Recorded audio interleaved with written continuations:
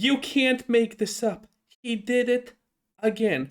You know, the Fable gameplay, the one that we all saw, and everyone thinks it's absolute shit? Because it is. Luke unironically is looking at it and saying, oh man, this looks so good. This has so much potential. How does this keep on happening? He's not even receiving a paycheck yet. There is no way that Fable is giving him money just yet.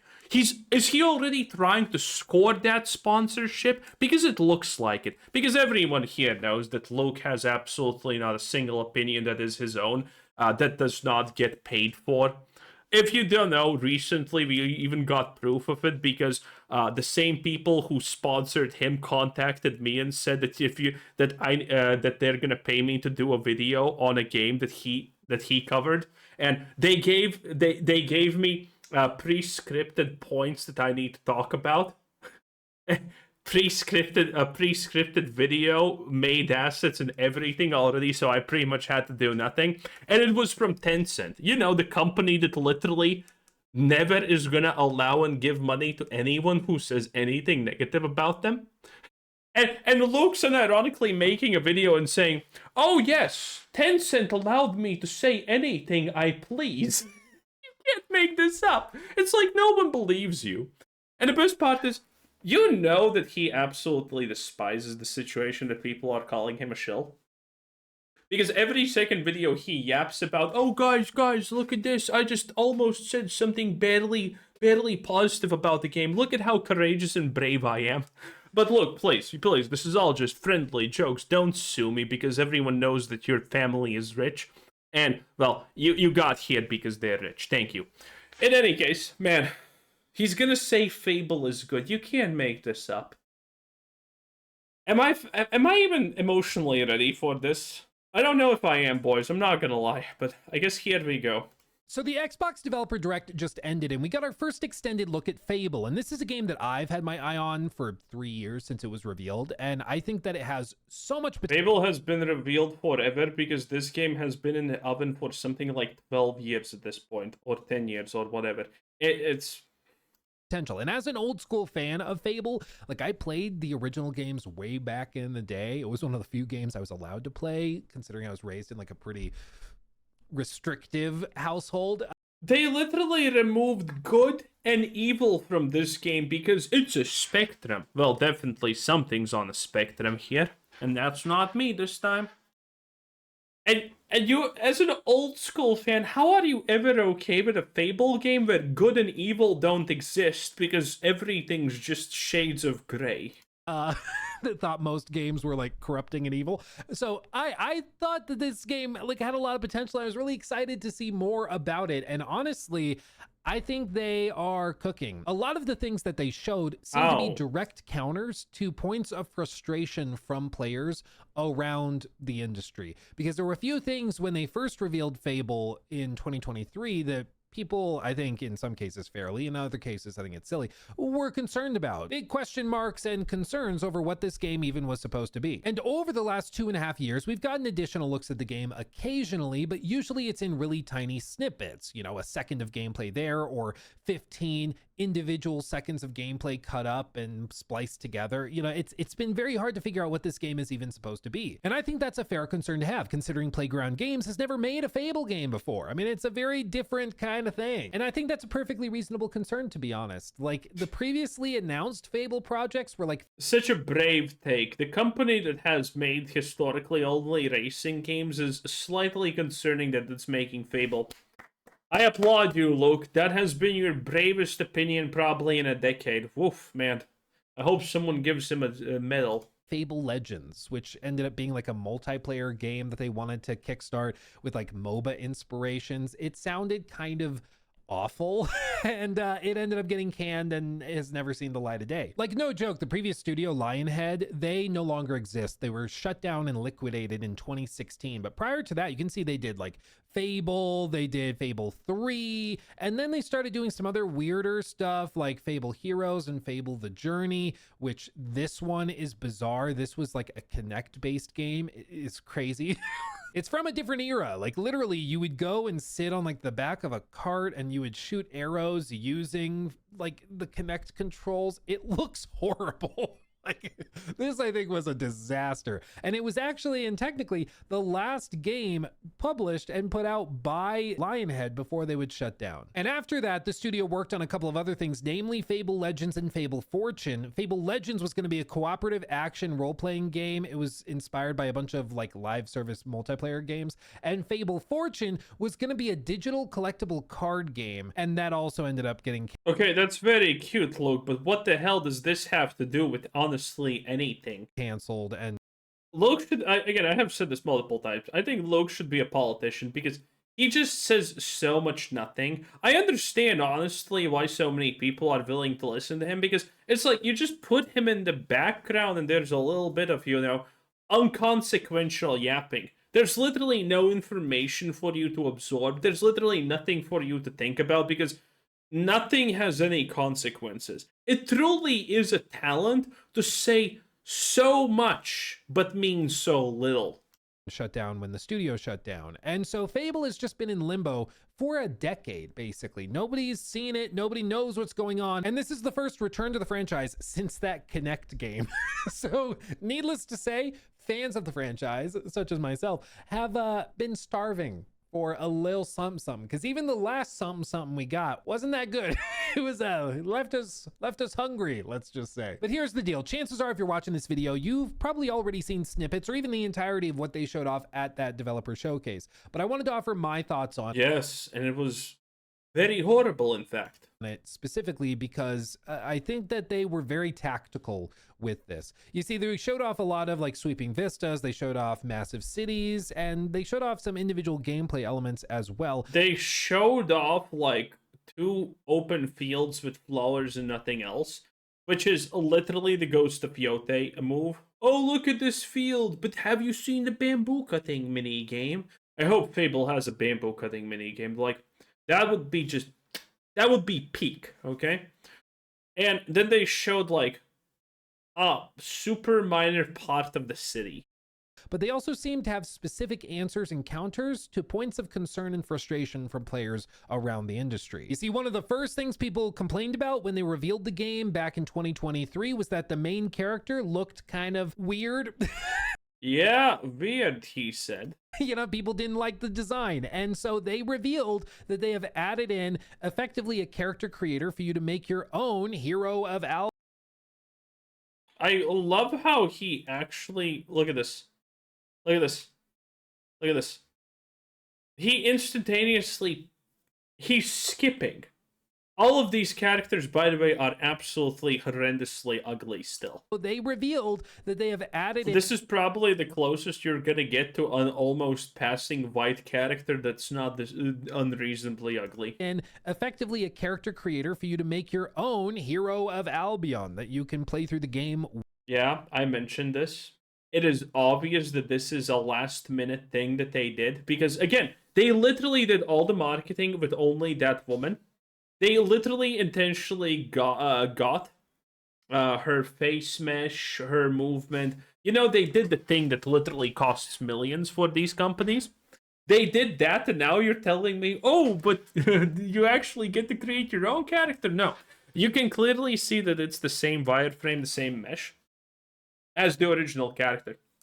Because all the cutscenes are designed with only that specific ugly character in mind. This is a last-minute thing that they added, and congratulations, even if you make a dude, you're gonna move like a woman, because those animations are not changed. You can see it even in the trailer that they show it. Which like immediately cuts off at the knees one of the most common complaints about the game, which was that people didn't like the design of the main character. And now that's not a concern because you can just make your own. So instantaneous. I mean, you can literally see it in the walk. Because you can just make... That is a woman's walk, and this is a male character. It is so clear as day. Your own. So instantaneously, there's just no complaining about that. Problem solved, right? And here's like, I don't have a source for this. If you work at Playground Games and you feel inspired to tell me, like, please do. I will keep you anonymous, but I have the sneaking suspicion that back in 2023, there wasn't a character creator. I half suspect that they saw the overwhelmingly resounding feedback over the character's design and they said, ooh, got it. And they went back to the drawing board and like specifically built in a character designer. Now, why they wouldn't have had that from the beginning, I don't know. Fable like has always had the ability to, at least as far as I can remember, except for like the spin-off games, you could pick between like your protagonist, right? And typically it was an option between like a boy and a girl, but you could at least pick. And so if they were going to try to just brute force it with one playable character, that would have been weird. But I wonder if the reason why all of the other marketing materials until now have focused on that one playable character is because this is something they've been working on adding. But I think it's a good addition and I'm glad it's here. And now we don't I'm honestly surprised that he got even that much, but okay. have to hear people complain about the protagonist looking funny. It's Looking not something we funny. ever have to hear again. Thank goodness, because it was always so. The main problem is still not fixed. Not in the slightest. Difficult to talk about the game when people are like, yeah, that's cool, but she ugly. It's like, guys, come on, man. But they showed a bunch of other stuff, like some of the mini games that you'll be doing when you play through the game. And these specific reveals, I think, were targeted at those who liked the old school Fable games and were hoping to see inspiration. What the hell? From that, such as these reveals for some of the marriage simulation stuff, where you can court and then marry individuals and NPCs around the map. You can buy any real estate you want to. You can become a landlord and rent out real estate to other people within the game. You can have children that populate your house and stuff. You can even, as a landlord, as they showed off, kick out people, maybe because they don't pay rent or you just don't like them, and then they'll go and live on the street and be homeless. And every single NPC in the game, of which there are roughly 1,000, they each have their own names, their own routines and schedules, jobs, and you can literally even follow them. Yes, this looks so amazingly deep. Around the map and see what they're up to in their day-to-day lives, which is cool. And for anybody saying like, how is that even possible? How is a game doing that? It actually is something that was in a game from Ubisoft all the way back in 2017 with Assassin's Creed Origins. If you didn't play that game, basically there was a system where every NPC had a schedule, had a house, had a bed assigned to them, and you could follow the NPCs around the map. And there were even missions where you had to like trail this guy as he traveled through the night and like wait at a specific spot that he would reach in the early morning. This is something that other studios have done and experimented with, but for some reason, a lot of open world designers scratched that and have instead focused on like ray tracing and making your game run worse instead of these cool things. But this is something they're adding, and I think it sounds genuinely really, really cool. And it fits the vibe of Fable as well. Yes, because this is not done by AI, by the way. Obviously not. Well, to get to know these secondary characters. Now, I don't think it's going to be one of those things where every one of the 1,000 NPCs has like unique quests tied to them. I don't think that's what they're doing here. And Also, who the hell is even actually talking about this? I have not seen a single person bring this up or care about this. I don't think we should expect that, but they are going to try. He's not going to address a single actual real issue. Like the combat, how it looks, that it looks horrible. Like, he's not going to address any of that, is he? And make the NPCs feel like actual people within the world. And just like people within our world, you aren't going to get close to every single one of them. But if you peek under the hood and you just see if there's like a little bit going on, a little more complexity, you will find that. And I think that that's a... Like, what are these NPCs going to do? They just stand at a place and then they go to a bed and it looks like, well, look at that, they go to a bed. We found a way to be worse than Skyrim, boys. What a time to be alive. Great thing. It's immersive, it's cool, it's fun, and I think it's very Fable as well. They also outline things like the morality system that they're building in, which focuses on different... Which doesn't exist because morality doesn't exist. different actions and also individual character behaviors. So like if you buy up a bunch of real estate, they'll flag you as somebody who's rich and wealthy, and the NPCs will treat you differently according to that. I also want to shout out this right here. If I zoom back, you see it, they got the granny wolf from Little Red Riding Hood right there. How cute is that? They actually added it to it. There's a bunch of those little bitty nods to like fairy tales. Nothing has been said in 8 minutes of value. Call me shocked. In this world, if you like look for it, it's pretty funny. But you can see right here when he buys the building, he's labeled as a tycoon and as somebody who is rich. And when the NPC starts talking to him, she calls him names specifically because she sees your reputation is rich tycoon. And presumably that also works on the flip side. If you're Yes, I mean, owning stuff and having money is evil because communism good. really poor, you refuse to buy real estate or to invest in businesses around the map, then you won't be wealthy. Maybe they see you as poor and a brokey, and aristocrats and wealthy people in the world will treat you differently as well. These are all really cool things that are dynamic and also systemic, and it scales really well across the map. I think that this is just genuinely cool, and it's something, again, that's like, it feels very Fable. One of the other things they mentioned, and I'm going to give you a little spoiler warning here in case you did not see the Xbox Developer Direct and you're interested in Fable, but you don't want any spoilers at all for Fable, just be warned. Spoiler, they did share it in the showcase, so they don't think of it as like a massive spoiler, but I just want to give you that heads up. In the first trailer they revealed for the game, they had an actor, Richard Ayoade, I'm not sure. He's from IT Crowd. He's done a bunch of other stuff. He was a voice actor in The Box Trolls, one of my favorite movies. He's great. But he was initially shown off in that trailer as the giant gardener. You know, the one that's like chasing the player character around. Well, we got more information on who this character is. Basically, he's a local gardener and he comes up with some ability to become a giant, and the player character has the choice of either killing him or letting him live. But if they choose to kill him, his body will flop down on a hillside on the outskirts of the town and will stay there for the entire playthrough. Literally the whole playthrough. I imagine his body Wow, guys, that's such a choice of consequence. Wow.